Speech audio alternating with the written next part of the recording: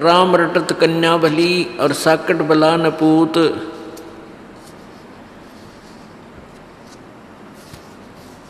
परमात्मा कहते हैं कि हमें परमेश्वर पूर्ण परमात्मा की सच्ची भक्ति यानी अपनी महिमा वो आप पर सुनाने के लिए आते हैं।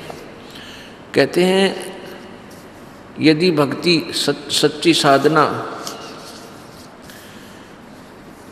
लड़की करती है, बेटी करती है, वो उस साकेत पुत्र से 1000 गुना अच्छी है जो परमात्मा की साधना नहीं करता। और वो लड़का जो परमात्मा की भक्ति नहीं करता वो माता पिता के लिए ऐसा सिरदर्द है, ऐसा वजन है जैसे बकरी के गल में एक थन जैसा खालड़ा लटका करे। बकरी के गले में एक थन के आकार का एक व्यर्थ में वैसे ही आगे एक चाम लटकता रहता है। उसको गल थना बोलते हैं, गल में लटका हुआ थन। ना उसमें दूध होता, वो किसी काम का नहीं। व्यर्थ में उसके गले में वजन और भार बना हुआ होता है। तो परमात्मा उदाहरण देते हैं कि राम रटत कन्या भली और साकट बला न पूत। जैसे छेरी के गल में गल थना जिसमें दूध न मूत। और कितना काम को ना, किससे काम का को ना, व्यर्थ में बोझ बन रहा है, गले में उलझ रहा है। तो ऐसा वो पुत्र है जो भक्ति नहीं करता। पुण्यात्माओं, भक्तिहीन प्राणी पे उसके संस्कार के जो पाप कर्म होंगे उनके दुख आवेंगे। और पाप कर्म युक्त प्राणी सत्संग के चर्चा सुनाने से भी नहीं सुनता। जिसके पाप अधिक होते हैं वो परमात्मा के वचनों को सुनना पसंद भी नहीं करता। माता पिता ने उपदेश ले रखा है और वो समझाते हैं कि बेटा जा नाम ले, तू भक्ति कर, हमारे साथ चल सत्संग में, और वो नहीं आता है तो इससे सिद्ध है कि उसके ऊपर उसके पाप कर्मों का जबरदस्त प्रभाव है, इसलिए उसकी रुचि नहीं बन रही। और बच्चे पर आपत्ति आवेगी क्योंकि उसके भाग में पाप कर्म लिखे हुए हैं। यदि वो भक्ति नहीं करेगा तो वो पाप उसको भोगने पड़ेंगे। यदि सत्साधना करेगा तो परमात्मा उसके पापों को हल्का कर देगा, नष्ट कर देगा। तो फिर माता पिता को दुख नहीं होगा।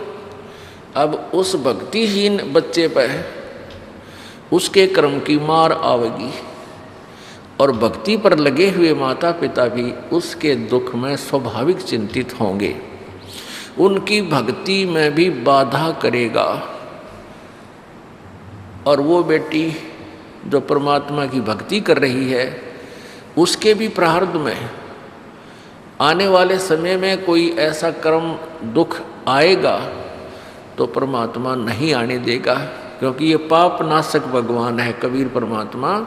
कबीर अंगारी असी, कबीर बम्भारी असी। कबीर अंगारी माने पापों का नाश करने वाला, पापों का शत्रु, पाप विनाशक। और बम्भारी माने बंधनों से छुटराने वाला, बंदी छोड़ है। तो वो उस बेटी के उस प्रारब्ध के उस कठिन कर्म को, उस पाप कर्म को नष्ट कर देगा। इसलिए वह बेटी सुखी रहेगी। और बेटी सुखी रहेगी तो माता पिता भी सुखी रहेंगे, उनकी आत्मा भी परमात्मा में दृढ़ रहेगी। यदि बेटी भक्ति पर नहीं लगी है, उसके ऊपर आपत्तियाँ आती हैं तो माता पिता को पता लगता है तो उनकी नींद हराम हो जाती है, भोजन नहीं कर सकते वो उस दिन। तो इसलिए परमात्मा कहते हैं कि राम रटत कन्या भली और साकट बलो न पूत। जैसे छेरी के गल में गल थना जिसमें दूध न मूत। अब जैसे जिस प्राणी के ऊपर पाप कर्मों का अधिक प्रभाव होता है तो उसको परमात्मा की भक्ति अच्छी नहीं लगती। कबीर पिछले पाप से हरि चर्चा ना भावे, के ऊँघ के उठ चले या और बात चलावे।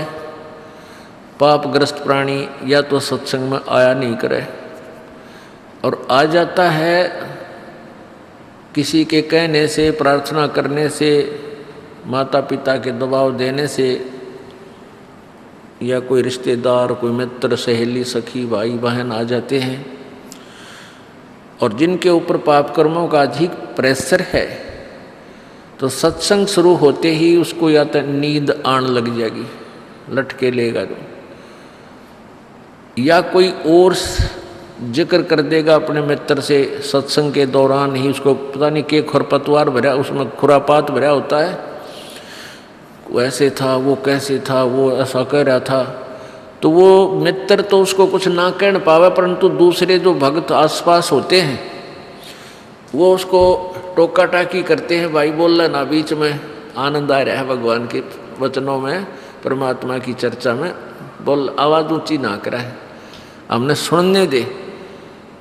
तो फिर वो क्या करता है, उठ के चल पड़ता है, चला जाता है, वो बैठ नहीं सकता। ये उसके पाप कर्मों का प्रेशर है, दबाव है, जो उसको भगवान से दूर रखे हुए। यहाँ से तो उठकर चला गया और बनवाना की यात्रा में एक्सीडेंट होकर मर गया, वहाँ से कहाँ जाएगा। अब फिर क्या होगा, वो बैल बनेगा, नाथ डलेगी, रस्सा बांध दिया जाएगा, अब अपनी मनमानी नहीं कर सकता, ना समय पर चारा चर सकता, ना समय पर जल प्राप्त कर सकता, ना बोल कर बता सकता मुझे कहाँ दुख है, मुझे प्यास लगी है या भूख लगी है।